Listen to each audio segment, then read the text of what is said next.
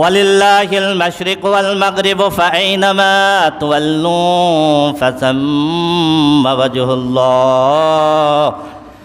আল্লাহ বলতেছেন মাশরিক এবং মাগরিব আল্লাহর, পূর্ব এবং পশ্চিম আল্লাহর। রাসূল আকরাম সাল্লাল্লাহু আলাইহি সাল্লাম যখন মদিনায় গেলেন, মদিনায় যাওয়ার পরে আল্লাহ রাব্বুল আলামিন কিছুদিন বাইতুল মুকাদ্দাসের দিকে ফিরে নামাজ পড়ার নির্দেশ দিলেন। পরবর্তীতে আল্লাহ রাব্বুল আলামিন আবার আয়াত নাজিল করে কাবার দিকে ফিরে নামাজ পড়ার নির্দেশ দিলেন। এই ঘটনা আমরা সামনে 2 নম্বর পারার শুরুতে ইনশাল্লাহ আমরা আলোচনা করব। তো যখন রাসূল আকরাম সাল্লাল্লাহু আলাইহি সাল্লাম আবার কাবার দিকে ফিরে নামাজ পড়লেন, তখন ইহুদিরা এটা মানতে চাচ্ছিল না, খ্রিস্টানরা মানতে চাচ্ছিল না, যেহেতু তারা বাইতুল মুকাদ্দাসকে পছন্দ করে, বাইতুল মুকাদ্দাসকে পছন্দ করে। তখন আল্লাহ রাব্বুল আলামিন এই আয়াত নাজিল করেন, ওয়ালিল্লাহিল মাশরিক ওয়াল মাগরিব, পূর্ব আমার পশ্চিমও আমার, ফাআইনামা তুওয়াল্লু ফাসাম্মা ওয়াজহুল্লাহ, তুমি যেই দিকেই তাকাও না কেন সেই দিকেই আমি আল্লাহ, সেই দিকে আমি আল্লাহ। সুতরাং এনে বাইতুল মুকাদ্দাসও ফ্যাক্ট না, বাইতুল্লাহ ফ্যাক্ট না, ফ্যাক্ট হলো আমি আল্লাহর নির্দেশ পালন করা। একই রকমভাবে যারা কাবার পূর্ব দিকে তারা পশ্চিম দিকে ফিরে নামাজ পড়ে, যারা কাবার দক্ষিণ দিকে তারা উত্তর দিকে ফিরে নামাজ পড়ে, যারা পশ্চিম দিকে তারা পূর্ব দিকে ফিরে নামাজ পড়ে। তার মানে হলো যেই দিকেই করো না কেন সব দিকেই আমি আল্লাহ আছি। সুবহানাল্লাহ। শুধু তাই না, একবার সফরে অন্ধকার হয়ে গেছে, সন্ধ্যার পরে রাসূল আকরাম সাল্লাল্লাহু আলাইহি সাল্লাম সাহাবীদের দিয়ে নামাজ পড়বেন, কেবলা ঠিক করা যাচ্ছে না কোন দিকে, যার যেই দিকে আইডিয়া হলো সে সেই দিক ফিরে নামাজ পড়লো। এরপরে চিন্তা করতেছে কেবলা আমরা ঠিক করতে পারলাম কিনা। আল্লাহ রাব্বুল আলামিন তখন এইটা বলতেছেন, ওয়ালিল্লাহিল মাশরিক ওয়াল মাগরিব ফাআইনামা তুওয়াল্লু ফাসাম্মা ওয়াজহুল্লাহ।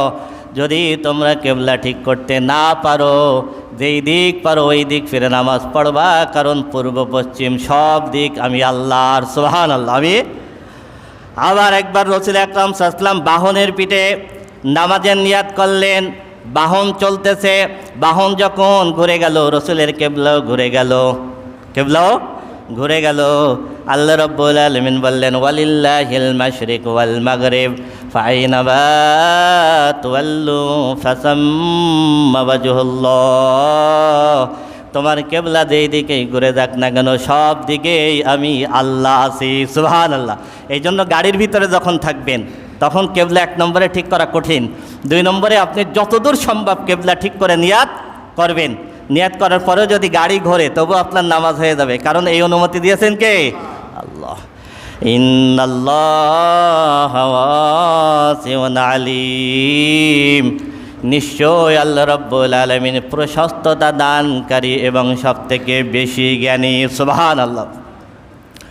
ওয়াকালু ইত্তাখাযাল্লাহু ওয়ালাদা بل له وقال اتخذ الله ولدا سبحانه بل له ما في السماوات والأرض كل له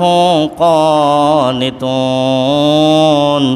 তারা বলে আল্লাহ রাব্বুল আলামিন সন্তান গ্রহণ করেছেন, কারণ খ্রিস্টানরা বলে ঈসা আলাইহিস সালাম আল্লাহর পুত্র, আর ইহুদিরা বলে উযাইর আলাইহিস সালাম আল্লাহর পুত্র।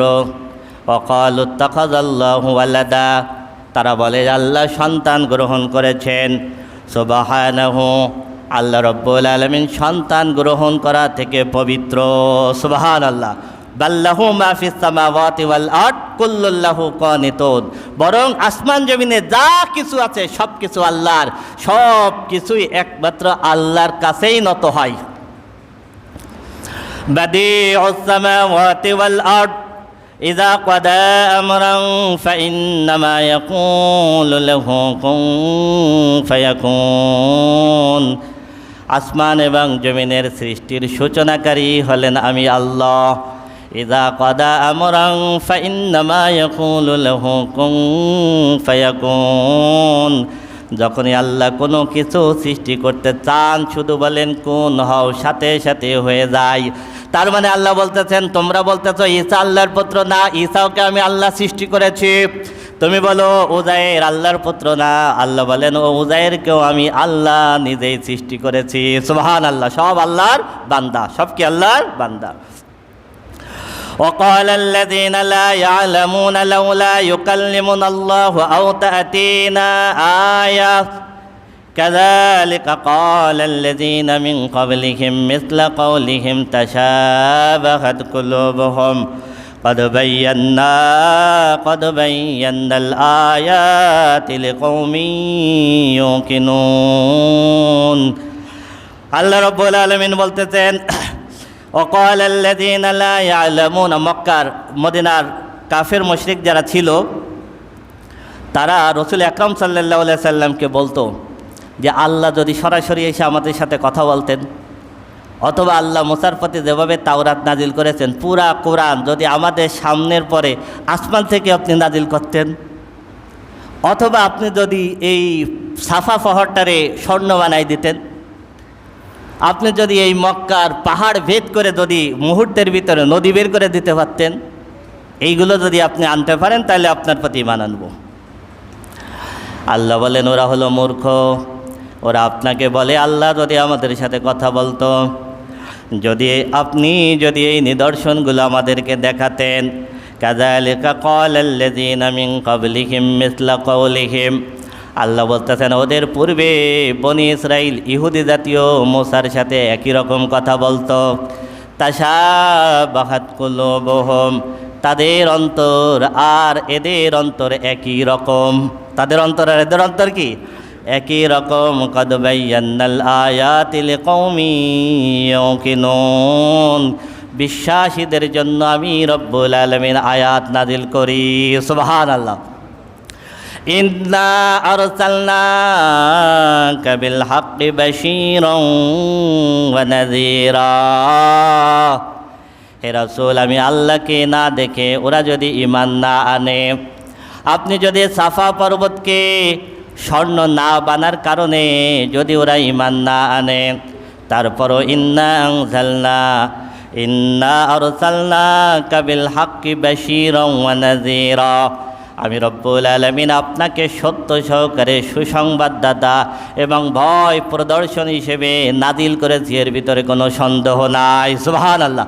ওরা মানুক আর না মানুক, এই পর্বত পাহাড় হোক আর না হোক, আল্লাহ এসে দেখা করেন আর না করেন, আপনি সত্য রসূল, এর ভিতরে কোনো সন্দেহ নাই। ওয়ালা তুসআলু আন আসহাবিল জাহিম, এরপরেও আপনাকে না মেনে ওরা যদি জাহান্নামে যায়, ওরা জাহান্নামে গেল কেন এই প্রশ্ন কোনো দিন আপনাকে আমি আল্লাহ করব না। সুবহানাল্লাহ। ওরা না মেনে গেল কেন এই প্রশ্ন আপনাকে কোনো দিন করব না।